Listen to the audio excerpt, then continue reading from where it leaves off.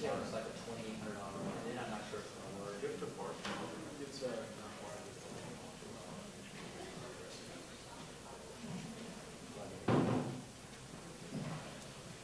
what? Can I ask what? Okay. Like reporting environment. Okay. Yeah. So we'll be in Converge Cloud. Right. Martin. So I followed Allison's. I went to people find it yesterday. And how we came back up. The organization is. Yeah.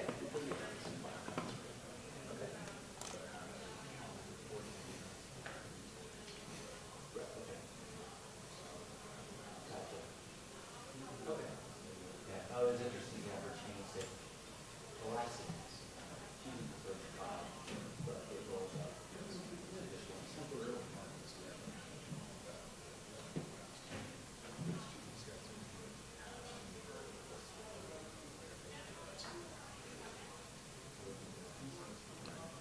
So shall we get started?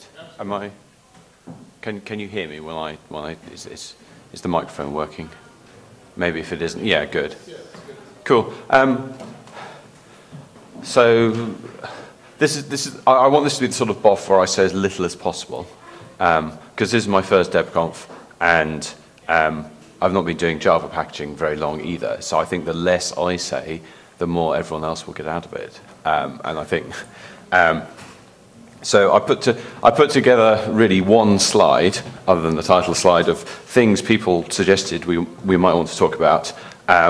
So I put those things on a Gobby document on Gobby Debian.org. So maybe if someone here could sort of scribble down what people say on that Gobby document, and then we'll have a record afterwards of kind of what was said. So,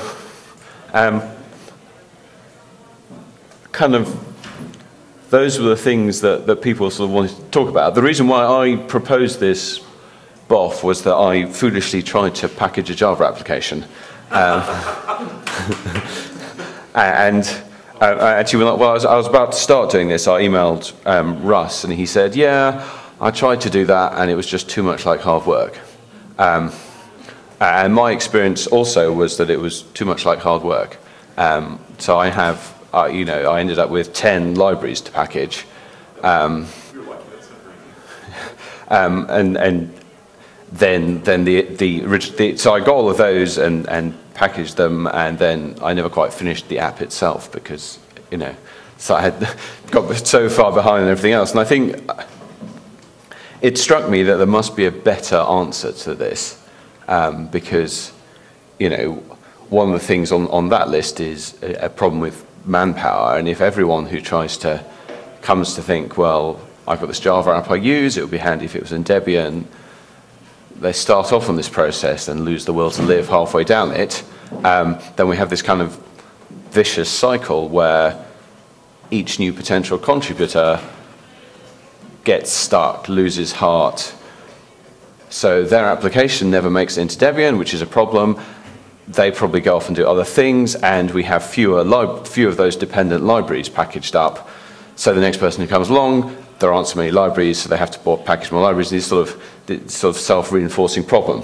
And I think that Maven actually makes this worse. I've come to loathe Maven more than I loathe almost anything else. And I think as a distribution, it presents a number of problems for us. Ignoring the fact that this default mode of operation is not terribly secure, it'll download any old garbage over HTTP and compile it and install it on your system for you. I think it encourages upstream authors to be kind of slapdash in their approach to dependencies, the libraries they depend on.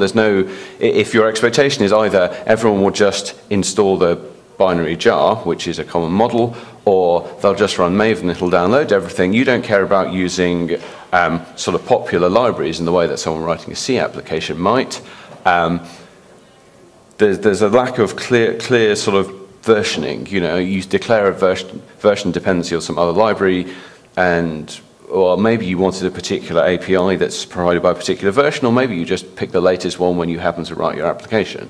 And then when we come along, we don't want 50 different versions of some Java library. So often you end up trying to have to pretty much guess where the API has changed in the versions of a Java library. So that makes the whole process harder as well. Yeah, so I think this sort of whole approach that Maven encourages is really unhelpful for us as a distribution.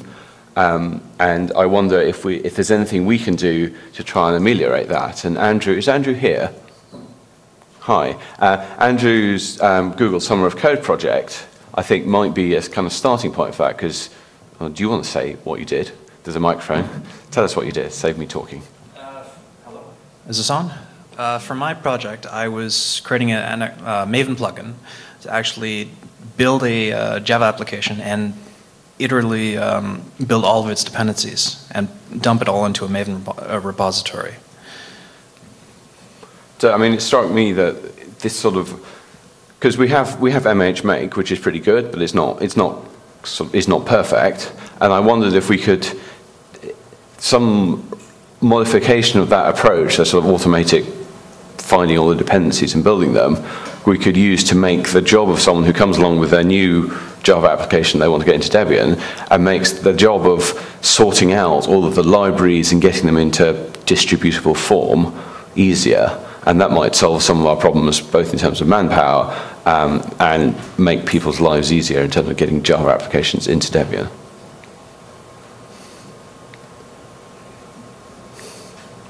Someone say something. Disagree with me. Excellent. Matthew, I'm so glad that you brought this up. Could you please explain to the group how you propose that Debian support Maven 3 coexistence with Maven 2? No, I don't have an answer to that question. As I said, I'm not sure I'm the right person to be coordinating this. I sort of did it because I thought it would be a useful discussion to have, but I'm not an experienced user of Java. I don't really develop Java at all. It's just I had a need to use a Java application for my work, and you know the Shibboleth team already has everything except the Java app in Debian, and it would be useful if we could get the Java app in as well. So that's sort of where I come to this from. So if you ask me kind of detailed questions about different versions of Maven, I'm not the person to answer them, you know. All right, so I'm Tony Mansell, for those of you who don't know me, and I've been on the Java team for a while, and I have to, I also have to claim certain ignorance of some of the inner workings. I mean, we have the Maven repo helper, Maven Debian helper, and it's a little bit of black magic for me, even having worked with them for quite a while, to get those to work. And I think we're at the point where to support Maven 3, where we really need to back up and retool and reevaluate this. So we're talking about a couple. There's a few issues, right? Is one, and I think so. My answer is we already have to support. We have to support Maven 2 and Maven 3 build systems if we're going to continue to distribute Java apps within Debian. Yeah. And you know, coming to this conference, actually, I didn't want to put it up there for topics of discussion, but some days I feel like we should distribute a JDK, and we should distribute maybe Tomcat, maybe, if we're willing to do the security support, and then helpers to allow folks to basically run their Java apps on top of Debian, because this cascading effect of every library that anyone has ever used is arduous. It takes a simple, there's some open CA, some nice CA tool, and it had 45 reverse dependencies. And we don't know how many of those also had reverse dependencies.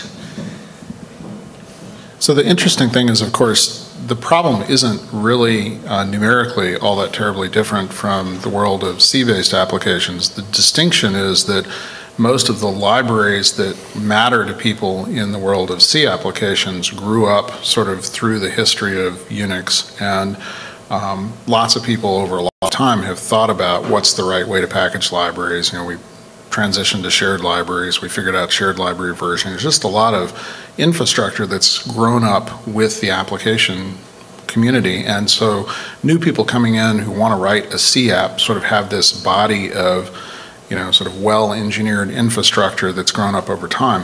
And the problem that I've seen is a lot of folks that are writing Java apps, while the resulting apps are really cool. The one that Tom and I sort of got entangled in is OpenRocket, and really cool rocket design and simulation program, but OMG, reverse dependency list just about killed us. Then of course, Keith and I, our rocket ground station software is all written in Java these days. So this is why I'm here and why I care about this. But my observation has been that just in the world of people writing Java apps, there's nowhere near the sort of focus on distribution, distributability, packageability, and all of that, because the model really is, here's the URL to download the jar, just run it.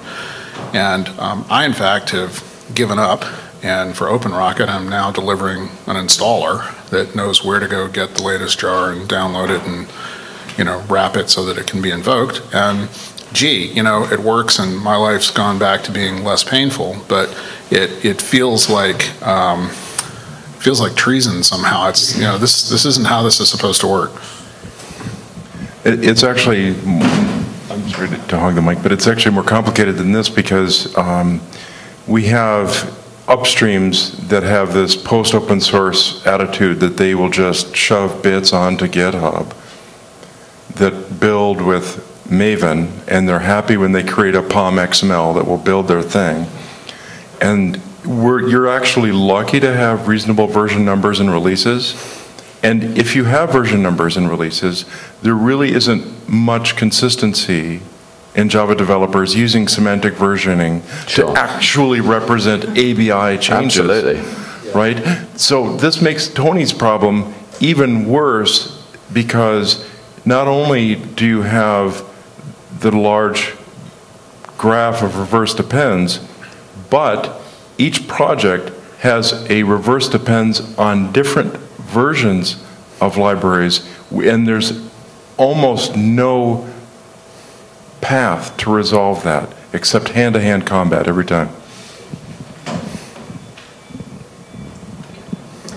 Yeah, the way that I resolve this in Java packaging is actually to have a sed script that runs over my source code and renumbers the library, renames the library every time I make an ABI change.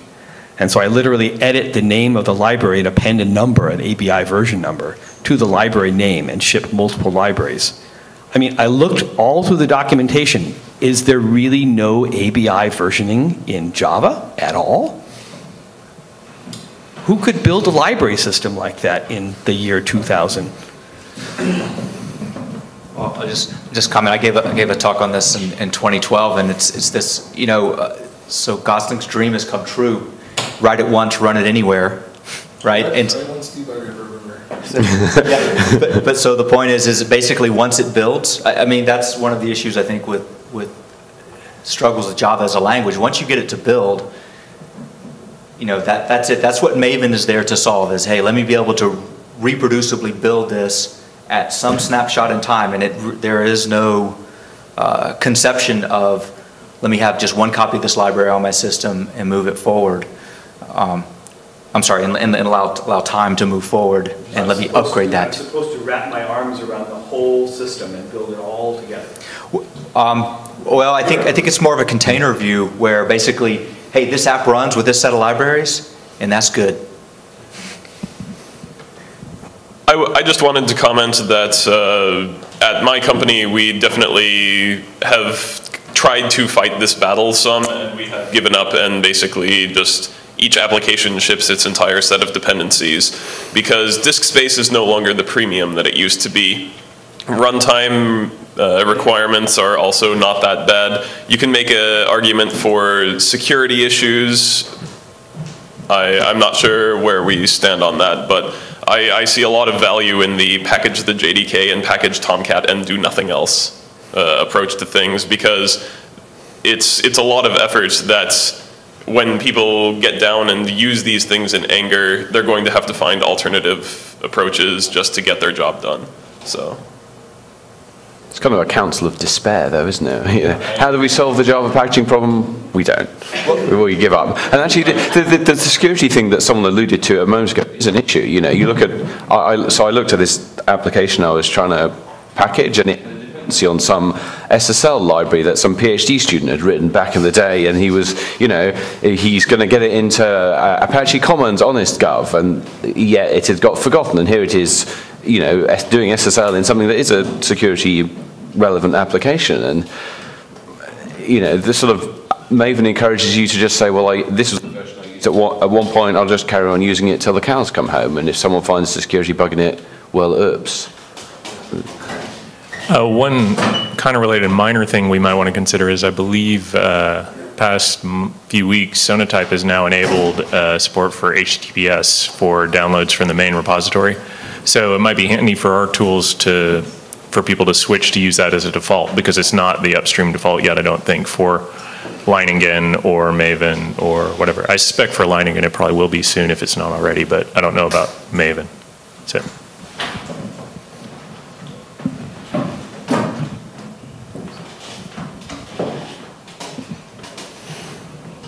Well, Rob brought up a really good point, which is Leiningen is basically the build tool built on top of Maven for Clojure applications. And I happen to be a Clojure developer, and I really enjoy Clojure, and so I started talking with some people about, well, what should we do for Jessie? Well, what we really ought to do is get Leiningen into Jessie, and we started down the trail of doing that, and then, you know, then Emmanuel brought up the Java 8 transition, which you have in your slide, which is a big issue.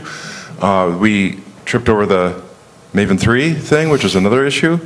And then the reverse depends for Clojure to get Leiningen to build. But I think that this problem isn't just Java, it's also JVM languages. So this comes up with Clojure, it comes up with JRuby, potentially Scala, and other things as well. And I would guess that many of those Java languages are probably using Maven, or in the case of Clojure, their own build tool, which is sort of a layer on top. And I don't have any answers, but it certainly, you know, Rob brings up a good point. Okay, I certainly don't want to. Okay, one comment, and then I don't want to hog the mic. I guess my look. I mean, I realize this is, we could move in a lot of places with this talk. I mean, I don't want. I would like feedback, and I think Debian Java is the best place to provide it. Certainly, there are folks who aren't here, but feedback on how we continue to make Java within Debian relevant to our users. What's useful? Sounds like supporting JVM runtimes, development tools possibly. I mean, I think applications gets pretty hairy pretty quickly. Writing up policies for how to package Java applications, right? Just telling us how to do it. Right now, the instructions are, you know, make sure all of your the current Java instructions are to make sure all of your libraries in Debian, and then build your application on the top of the Java libraries in Debian. And given the ABI issues, that's clearly just not a supportable plan. OpenRocket is an example here. We have, you know, BDEL tried to get all of the libraries in Debian, and the ABI instability across versions was a disaster. I've tried to do the same thing and ship, you know, one library with multiple applications, and every time I rev the ABI, I can't do that. Having a policy down that says the Java distribution policy is you package all the libraries except for this tiny little set of ones which are guaranteed to not change in ABI that we will supply, package them in this way, put them in these directories, and then your application will work. And just abandon the notion of having common shared Java libraries in the distribution. That's quite a radical suggestion. I mean, I think it might be the right answer. You know, because currently our the Java policy is like the C policy. If there's a library, we should have one version on the system, because, you know, as you pointed out, we solved all these problems in C years ago, and it's clearly the right way to do it. But maybe that's a fight we can't have with the Java world, because they don't give a monkeys. We don't have shared libraries in Java. But does this mean we would be... But does this mean, are we going to insist on building all the jars from source? or not? I think we have, because I mean the whole point of free software is that you distribute I assume we would, but you wonder if you're starting to talk about. Okay, I just wanted to make sure that's still what we were talking about.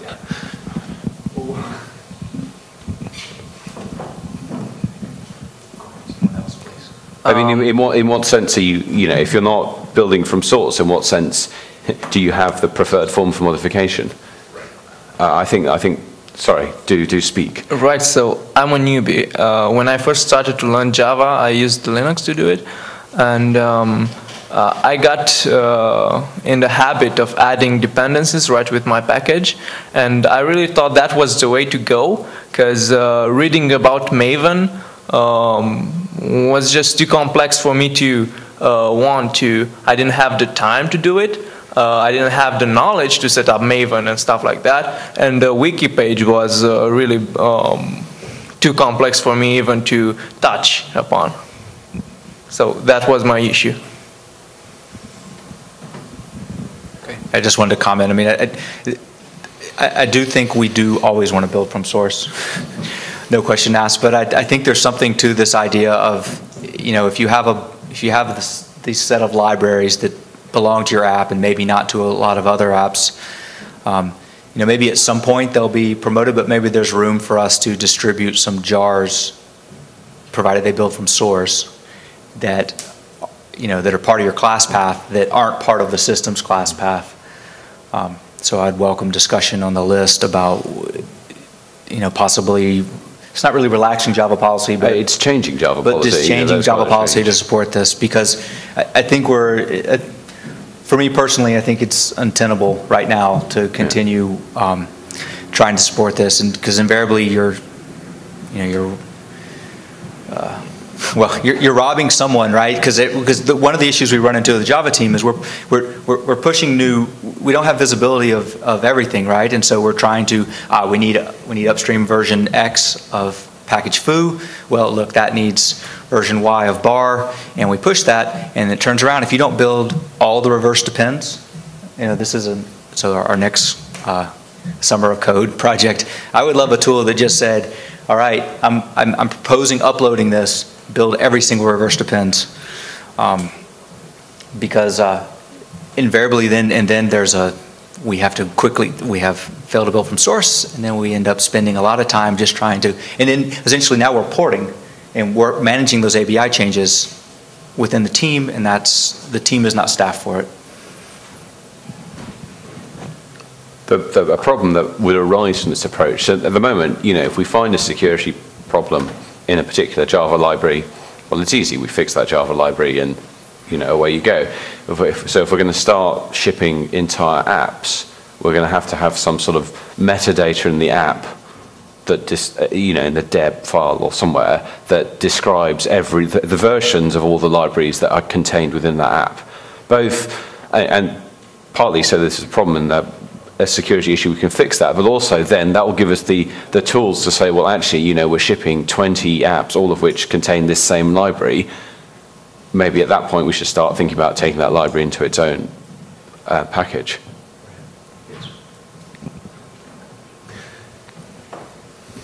How do we plan to deal with the issue of the different packages depending on different versions of the same dependency? Do we allow them to be co-installed? Do we? The problem I see is that if you allow them to be co-installed, you easily end up with 5 million copies of the same library, because some program won't ever be changed, or in the next years be changed to use the new version. And yeah, that would be the ideal packaging way, but yeah. So is the answer to that, we need to push back on upstreams more to make them produce higher quality code? Do we have that power? We can try, but I think, you know. I think this is kind of the crux of the problem is it's unrealistic to expect we can change the Java habits that are there, and it is really frustrating. Hold on a second. I'm torn because on the one hand, I see this idea of, well, let's just ship OpenJDK and then go to town. The thing that scares me, among other things like security, is that this is kind of breaking our relationship with our users. It means that you can't just say apt-get source and get something that you expect. I'm wondering if, I know this sounds kind of unrealistic, but I'm wondering if there's a way that we could, you know, with a policy change like insisting that every Java library that we use has some sort of auto package test thing in it, that we basically have some magical tool that will like examine the ABI of Java libraries, download every version, and automatically determine when the ABI changes, and then, you know, help us do this basically automatically so humans don't have to be involved. That would be cool. So I keep reminding myself that the fundamental problem is a clash of worldviews, and that the objectives of what appears to be sort of the center of the behavioral model in the Java community is not the set of objectives that we have had traditionally in the Debian project. With respect to how things get packaged, how they get distributed, you know, the notion of never shipping more than one copy of a given piece of source code built on the system as a shared library or something. That worldview, I mean, you know, as Keith's pointing out, the situation with the support for ABI versioning, you know, you just look and there are things that just aren't there, and the reason they aren't there isn't because those people are stupid, it's because they have a different set of objectives, and that wasn't necessary to meet the objectives they had.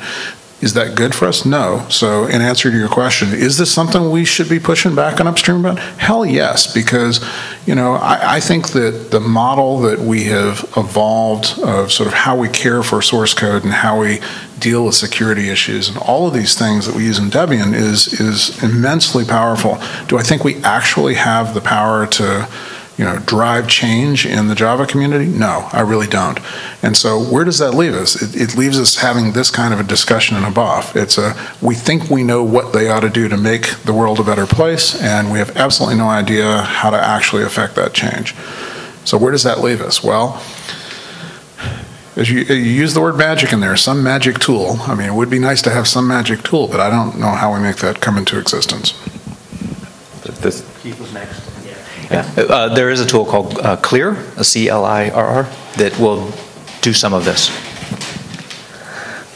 In other packaging problems that I've come across, one of the other areas where we have a similar problem is shipping multiple versions of GCC targeting different architectures. I built a cross-compiler environment for ARM that's in the archive. The way that we resolve that in Debian today is we actually have the build process have a build dependency on a source package. Would it be appropriate for us to allow in the archive innumerable different variants of the same source package for different libraries, and have perhaps a Debian specific numbering of the ABIs of each of those packages, so that when you build your package, you're saying my package needs this library and I need this source version of that library, and as part of building your package, you incorporate that source version of your library and build a jar from that, and make it a very lightweight process to upload a new source version of a particular library. And it's like, well, I know it's, you know, it's not, and probably not make the ABI any sort of monotonic progression in time. Just say, yeah, I downloaded this new program, it used this random version of this library, it's not already in the archive, what's in the archive doesn't work for me, I'm just going to upload a new source version of this package and give it another number. That would have a couple of effects. It would allow you to share the same source library across several packages that you maintain, if it's the same version. It would also allow us to identify rapidly locations in the archive where we have security problems, and we can upload security fixes, and it would be a tremendous burden on the Java team to actually go through and say, oh, we have 47 versions of libSSL used by different Java programs.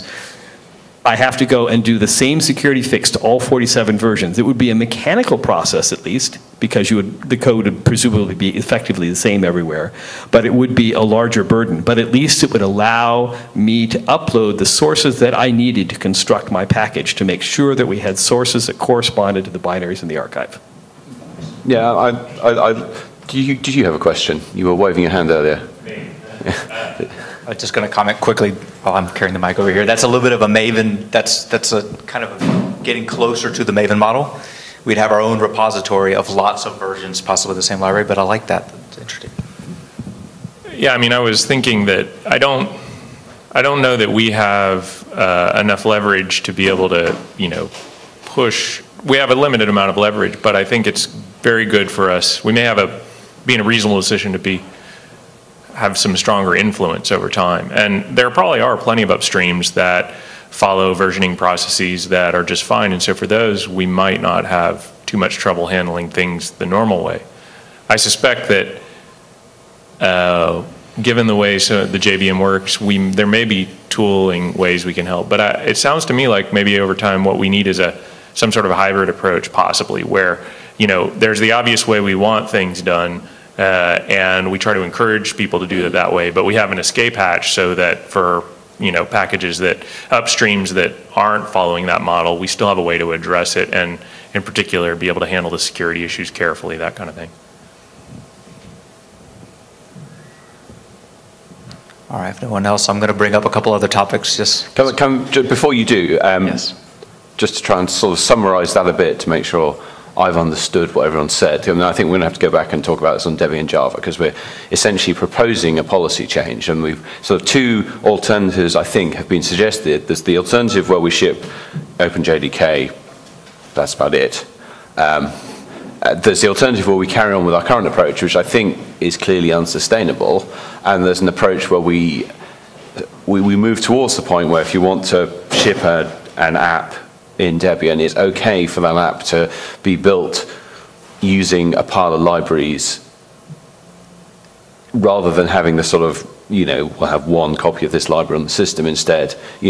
Either we have some sort of mechanism with different source packages in the archive that you incorporate in your build, or something like that, where you have an app that definitely builds from source, but it comes as one giant jar rather than, with its own class path. And my feeling is that latter approach is better for our users. It means for common applications, people will be able to use it on Debian, and I think it will make our lives tractable in a way that our current approach doesn't. Just a quick, so that was just a straw man saying that we only ship a JDK. Yeah, no, sure. Sure. Yeah, I think we need some sort of combination between those two, because there is one case where you have just a pure Java library and then can just incorporate everything, and it magically finds something somewhere else. But there is also a case of libraries just happening to, or programs just happening to have some features in Java, and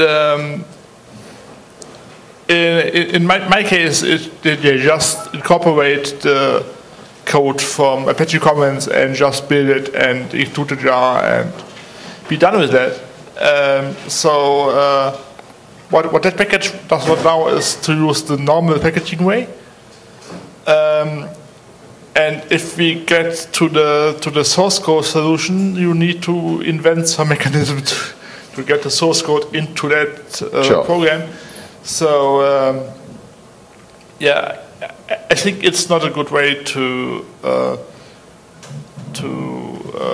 change the complete way, but to have a mixture between those two.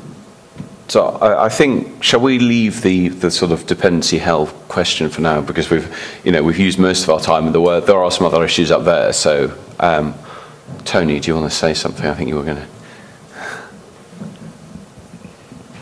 Well, I just wanted to bring, we just kind of spitballed on the list to figure out what will we talk about during this. I think the dependency hell question is the core question for Debian, Java within Debian, so I'm glad that we spent a lot of time on that. I just wanted to bring up, so Java 8 transition, I can't give a good overview of that, other than the main struggle there seems to be that, wouldn't it be great if we had a JDK that built across all of our architectures? And just one, or two, or even just three would be great, actually. Well, in particular, if we could drop OpenJDK. Microphone. Sorry, just. in the spirit of getting to all the architectures, it would be a lot easier if we only had to support one version of OpenJDK. Absolutely no argument there. I think when we brought up the Java 8 transition, I mean, I don't, my gut feeling is for Jesse, I don't suspect it's going to happen. Maybe if folks really want it to happen and if everyone gets really super busy.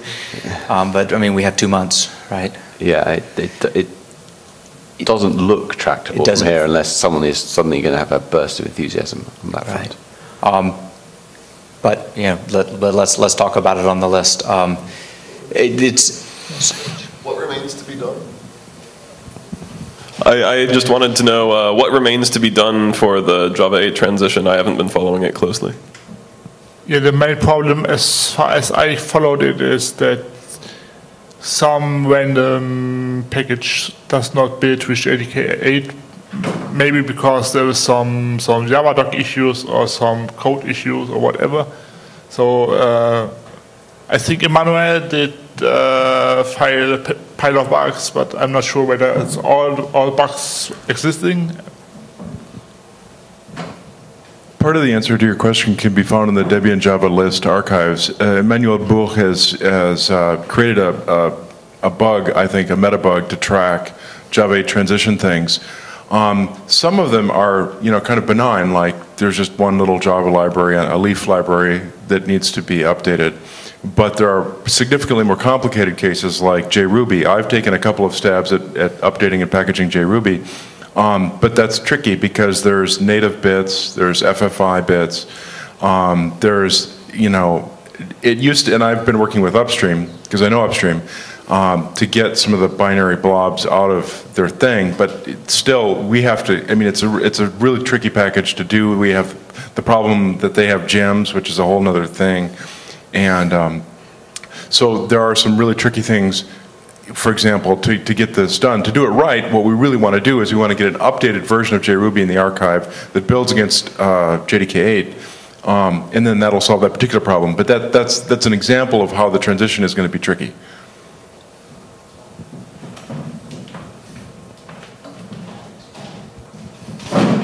So, okay, to be continued, Java 8 transition talk.